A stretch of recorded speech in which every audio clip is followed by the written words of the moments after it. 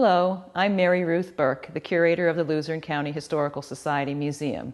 And here we are at the museum today. We're going to take a look at our current exhibit, She Rolled Up Her Sleeves, Women at Work in Luzerne County. And this was an exhibit that we wanted to do to honor the women throughout Luzerne County history that never got any credit. The miners' wives, the teachers, the nurses, they worked very hard, but you don't read about them in the history books. So what we did was we commissioned a quilt, and we'll take a look at that now. This is our She Rolled Up Her Sleeves quilt. It was made by Gina Thacker of Kingston, Pennsylvania, and she is a master quilter. And she designed and sewed this quilt together for us, and each block represents a different occupation of women that women had in the history of Luzerne County. On the top left, we start with women in the military. The next one is the log cabin pattern, and so that represents the pioneer women of Wyoming Valley, Luzerne County. And then the next one has an apron and a coal scuttle. That represents our miners' wives and maids who came here in the 19th century, and those were the jobs that they had. Being a miner's wife definitely was a job, a full-time job. The next one is for nurses. The Red Cross represents the nurses. And then coming down that side, we have hospitality is represented by the teacup, and that we use that to represent the church and synagogue volunteers, the women who worked in their churches and synagogues to help out and to provide comfort to those who were grieving and reaching out to those less fortunate. Below that, we have the telephone operators that worked at the Bell Telephone Company. Many women in this area worked there throughout the years when there were telephone operators who actually were live operators. They used to get the operator on the phone. And also we had Commonwealth Telephone in the back mountain. Then below that one is the factory workers who were pretty much the miners' wives or the later immigrants that came to this country and ended up working in the factories that opened up here because there were so many women in the area. Next to that one, we have the secretaries, represented by the typewriter, of course. You know, secretaries still today work very hard and don't always get the credit that they deserve, so we wanted to honor them as well. The next one is the rosary beads, representing the religious sisters who came here from different countries to help with the problems that resulted from having so many immigrants here working and learning the language and learning to work in the coal mines. There were so many accidents that they opened hospitals, they opened schools for the children of the miners, so they contributed quite a bit to the county as well. The next one is a little known one, and that is canalers' wives. We had canals here for a brief time in our history, and they shipped the coal and other goods out of the valley. And the wives of the canalers also lived on the boats with the families sometimes, and they had probably a pretty rough life. Very few comforts living on a small canal boat and being on the water most of the time. Up above that one, we have a receipt, and that represents waitresses and clerks who used to be a lot more active than they are now. Not waitresses so much, but the clerks. It's hard to find a clerk in a store now that will help you other than to check you out because everything's gone to self-service. But in the old days, there were lots of waitresses and clerks who would bend over backwards to help you out. And last but not least is the schoolhouse pattern, and that represents the teachers that have touched so many of our lives throughout history and made such a difference in people's lives. We wanted to honor them as well. And then the central portion of the quilt shows a block called the Wyoming Valley block, and this was designed by a woman named Nancy Cabot, and she had a quilting column in the Chicago Tribune, and this was the quilting block for February 29th, 1936, and it commemorates the Battle of Wyoming. So this is called the Wyoming Valley block. She did a series of blocks. She would put one in the paper each week for people to copy, and they represented different parts of the country, and this one happens to represent our own Wyoming Valley. And then around it, Gina has put some leaves representing our different trees, the mountain laurel, which is our state flower, the river at the bottom, and the mountains on the right side.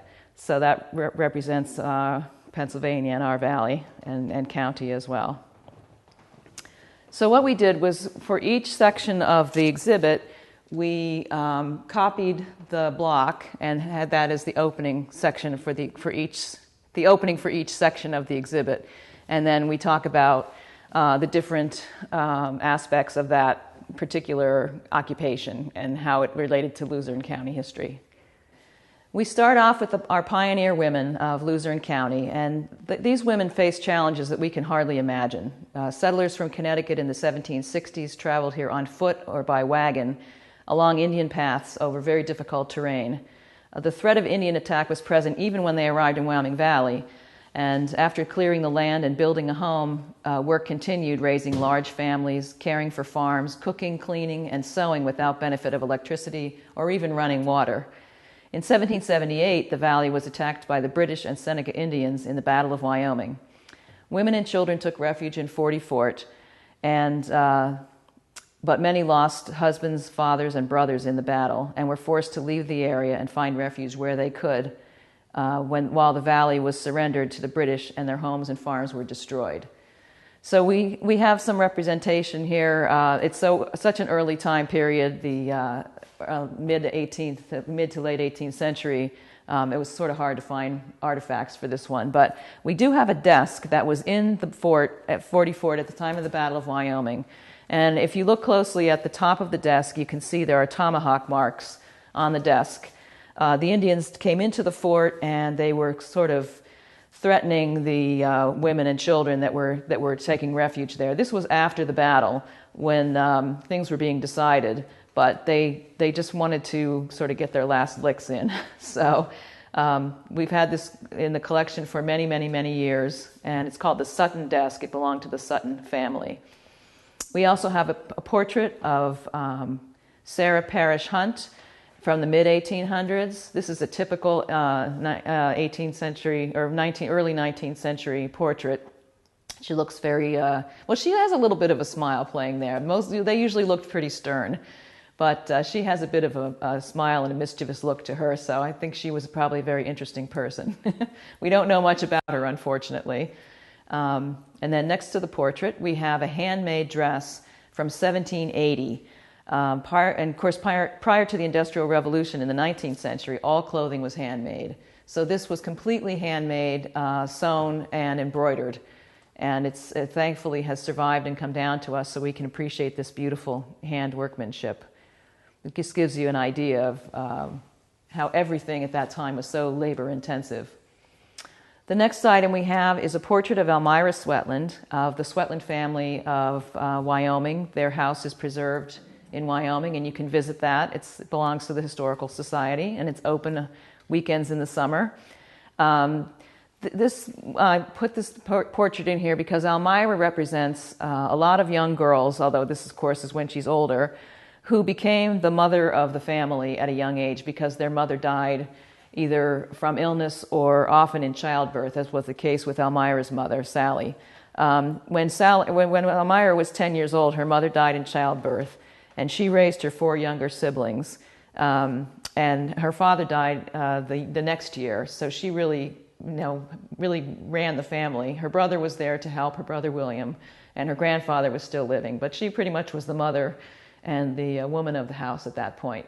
So I really admire her for that, for doing that. Not that she had a choice, but there were lots of young women who fell into that category at that time. We also have a sampler that she made when she was 13 years old. God knows how she had time to make a sampler, but this is the way girls would learn their alphabet and their numbers, and also their stitches.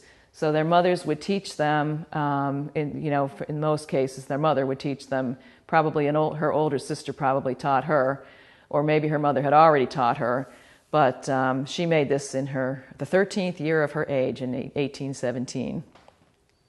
Now we also have a few other items. We have a sewing box in the case here, and that is Elizabeth Dennison's. You've probably heard of the Dennison House in Forty Fort, which is also preserved and open for tours.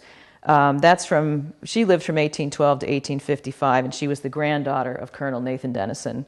That is her sewing box. Every woman would have some sort of sewing box, not necessarily that nice of one, but something, because she was sewing all the time, either repairing something or making clothing or quilts or any number of things.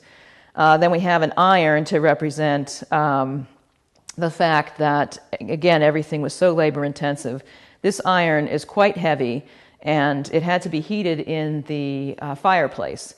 You can see there's no cord, no electricity, so you had to heat it in the fireplace and then use it to iron the clothes, and then when it cooled off, you had to put it back in the fireplace and heat it up some more.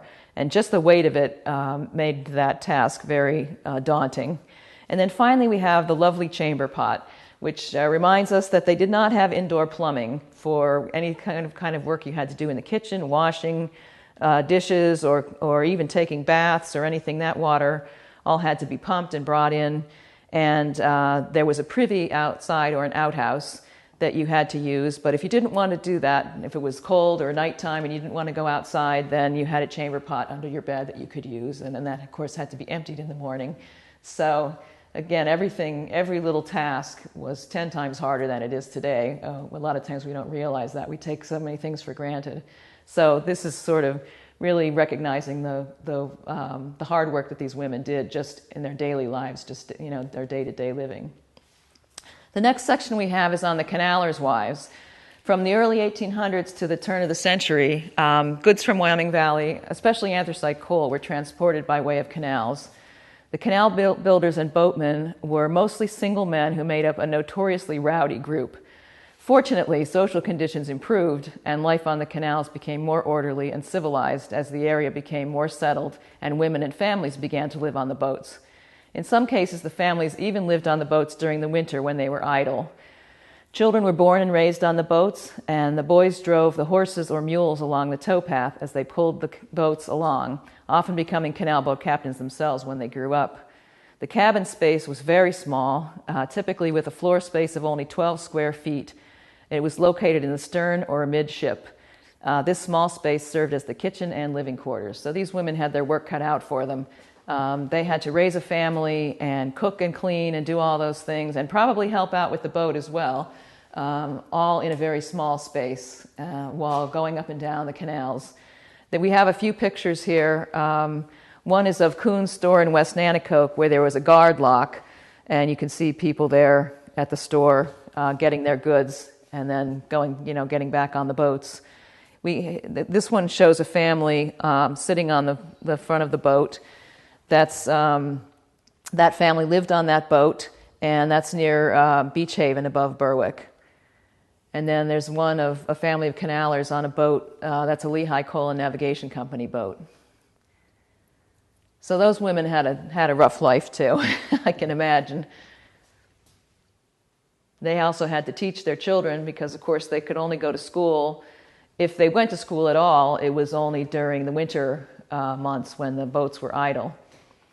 Otherwise, they were working on the boats or traveling on the boats, so they weren't able to go to school like other children. And here we have a dress and apron and a sunbonnet that is the type of thing that a canaler's wife would have worn. Very simple homespun, again, homemade clothing, and the sunbonnet to keep the sun off. You can see in that Beach Haven photograph, the woman has the same kind of bonnet on.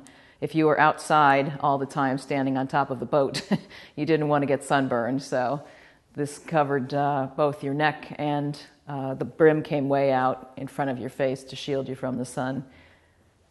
Our next section is on the miners' wives and maids who came here in the 19th century. As anthracite coal became king in Luzerne County, workers came from Europe to mine that coal, and the first to come were the Irish, fleeing poverty and religious oppression. But before long, people from Eastern Europe followed. Initially, the immigrants were single men, but soon women and families came as well. Life was hard, pay was low, and the immigrants were ridiculed and exploited. Single women worked as maids or domestics, scrubbing floors and doing laundry. The miner's wife had to keep her family fed and clothed on next to nothing. Much of the miner's pay was taken by the company for rent and items purchased at the company store. To make ends meet, the women of the house would pick coal for the stove, which heated the whole house, grow vegetables, keep chickens, take in sewing, laundry, and boarders. She cooked, sewed, and washed for the boarders as well as her own usually large family, and prayed when she heard the breaker whistle blow that her husband or sons were not among those injured or killed in an accident. So we have some items here to represent the miners' wives and maids. The coal stove was, most people that come in to see the exhibit say, oh, we had one of those. If you're of a certain age, you had a coal stove in your house or your grandmother had one. This was just a stove just like the ones we have today, except that it was fueled by coal, which meant you had to keep shoveling coal in and taking the ashes out. If you had a really fancy one, it would heat water for you as well.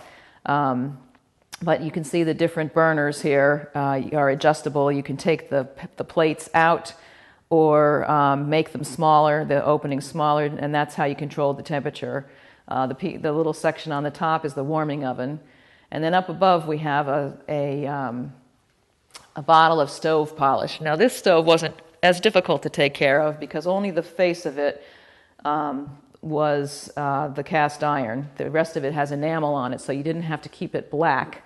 But if the earlier stoves or the less fancy stoves were completely cast iron, and you had to keep that whole thing covered with this black, it's sort of like shoe polish, only it's for stoves. And if you didn't do that, then it would rust, and then you had trouble, and your stove would just kind of disintegrate. So part of the taking care of the coal stove was keeping it blacked, and that was a big chore if you had a stove that was all cast iron, along with bringing in the coal and taking out the ashes and keeping the water tank filled. We have some pictures here of immigrants from Eastern Europe coming to Ellis Island in New York, ready to start their new life in America. And then below we have the women and children picking coal. Well, there's two pictures here.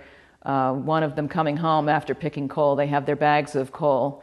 When coal was processed, there was slate mixed in with the coal, and that was picked out. Often in the early days, it was done by breaker boys, young boys who worked in the breaker, and would sit on chutes, and as the coal came by, they'd pick the rock out from the coal. And all that waste went outside onto a coal bank or a slag heap. And so inevitably, they would miss some of the coal would get thrown out with the slate. And so in these coal banks, there was still some coal. So the women and children would go out, and one of their jobs would be to go out and pick this coal out of the slate. They were doing the opposite of the breaker boys. And then they would bring that coal home, and that's how they heated their stoves. And the stove heated the whole house, as I mentioned.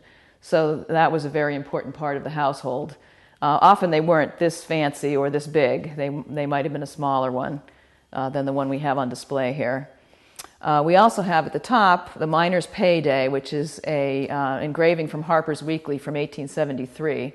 And it shows the miner's wife is right there on the scene to get her husband's pay. Typically, the woman of the house handled the money. As I mentioned before, a lot of the money went right to the company, so you never saw some of your wages because you had to buy your supplies, even your tools. You had to buy your own tools, shovels and picks and things, and those had to be bought at the company store in the early days. And of course, prices were inflated, and they would take that right out of your pay. You also often lived in a company house, and so they would take the rent out of your pay as well. So by the time you got your pay, there wasn't much left.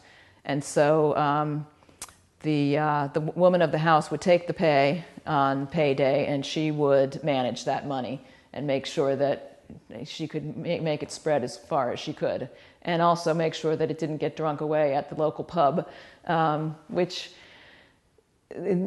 that was a tradition to go to the bar after work every day and get the medicine, they called it, which was a shot and a beer, and that cleared out the coal dust in your throat. So you can't really be too hard on the men for going to the bar because they'd been working in a coal-filled, small, cramped space underground all day for 10 hours a day. We also have a picture here of some Irish maids. They're pictured as happy laundry girls. It's an advertisement for Kirkman's Borax soap from 1891. And this shows that that was the job that the Irish girls could get, pretty much, laundry girls or domestics or maids. Domestics just another word for a maid. They were considered to be stupid and, not able to learn very well, so they could only do the most menial jobs. Of course, the Irish managed to work their way up in the society, but in the early days that was the case for them. So the single girls that came here from Ireland, if they didn't marry a miner and become a miner's wife, they worked as a maid usually. And then in this case we have some items again to show how hard the miner's wife's work was. The scrub board is how they washed their clothes in a tub with lye soap, which was very harsh very hard on your hands. And so that was how they washed their clothes. Then they had to hang them up to dry and hope that it didn't rain or that they didn't freeze in the wintertime. The miner's lunch pail, or dinner pail they called it, is there to represent that they had to make lunches for their husbands and often for boarders, usually more than one boarder who lived in the house with them. They probably also had sons that were going to the mines because they started as young as 6 years old. Even though they weren't supposed to work that young, often the family needed the money, and so they sent their boys as soon as they would be accepted to work in the mines. The picture in the front here shows a victory garden over in Edwardsville, and that was something, everybody had like a little garden in front of their house or wherever they could fit, so they could grow their own vegetables and can them in the ball jars there that are represented, that represent that occupation. But this is a larger victory garden that was shared by a number of people. This is the coal scuttle, which was your kitchen friend. That's how you brought your coal in and took your ashes out, and that's what kept your stove going. And by the way, this is it's notable to mention that this is a Pittston stove made right here in Pittston, Pennsylvania. That was a very popular stove company. They made lots of stoves, and many people had Pittston stoves in their homes in this area and beyond. The next section is on the church and synagogue volunteers. For the immigrants who came to Luzerne County in the 19th and 20th centuries, the church or synagogue was the center of their lives. The ministers and rabbis' wives often played an important role in the community, organizing groups and activities for their congregations. One of the stained glass windows in the First United Methodist Church in Nanticoke, which was chartered in 1875, is in memory of Mrs. Eva Belcher Treble, a pastor's wife. It was given by the Mizpah Bible class, to which Miss Treble organized and taught. These women of these congregations also pitched in as ladies' aid societies, home and foreign mission societies, altar and rosary societies, etc. They sought to take care of the less fortunate at home and abroad. The Ladies' Aid Society, the First Presbyterian Church, for example, in Wilkes-Barre, in addition to raising $500 for repairs to the manse, did sewing for the Home for Friendless Children, the City Hospital, the Edwardsville Kindergarten, and the Homeopathic Hospital. So these women were busy. I mean, they were busy enough at home, but they felt a connection with their church, and they had a desire and a duty, they felt, to take care of the less fortunate in the community and in their church itself. So we have pictures here of various different, not really occupations, but for example, this first picture here is a Sunday school class for the First Welsh Baptist Church in Plymouth around 1910. And Miss Lizzie Davis is the teacher. So Sunday school. Below that is a picture of a sewing class at Good Shepherd Polish National Catholic Church in Plymouth around 1916. So these girls were learning to sew at their church, which is great. They had classes in different things, and as I said, the women's lives or the people's lives revolved around the church and the synagogue. They one of the reasons for this was because of the language. If you were an early immigrant and you only spoke Polish, the priest at your church was Polish, and he could translate letters for you, help you handle take care of money that you were saving to bring somebody over from the old country, or things like that. So that the community stuck together a lot of times because of their ethnicity and their language. On the bottom here we have Orthodox Rabbi David Ginsburg, who was a Lithuanian immigrant, with his wife Henya, his daughter Rose, and standing are the children Esther, Abram, Robert, Haskell, Alexander, and Emma. Rose married Rabbi Isidore Davison, who served O.F. Zedek for 29 years, and that was in 1914 in the Wells Street Synagogue, which was one of the early synagogues in the area. Their marriage was probably arranged by their fathers, the two rabbis. So Henya probably was involved in different activities in the synagogue. The first Girl Scout troop in Wyoming Valley was organized at the Young Men's Hebrew Association in 1922 by Fanny Sachs Long, who was a teacher. And then we have a picture of Leah Levy on the right accepting an award from National Hadassah. The Wilkes-Barre chapter of Hadassah, which is the world's largest women's Zionist organization, was organized in 1924.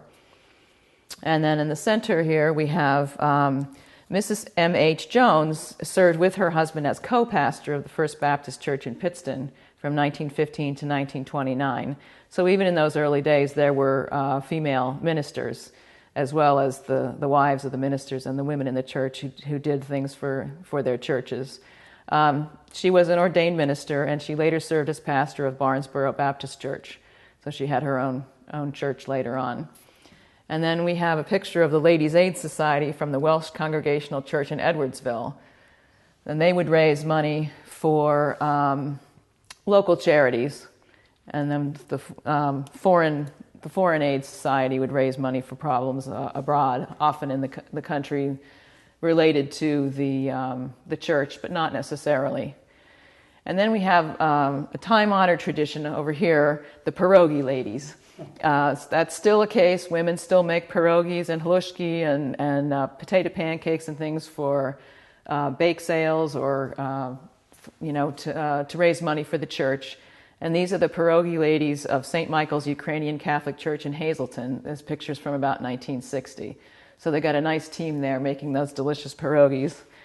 And then we have the United Methodist women from the First United Methodist Church in Nanticoke. And then we had the Mission Society and the Ladies' Aid Society from the First Baptist Church in Pittston, and that's from 1976. So these women were, contributed quite a bit to the community and to other projects abroad.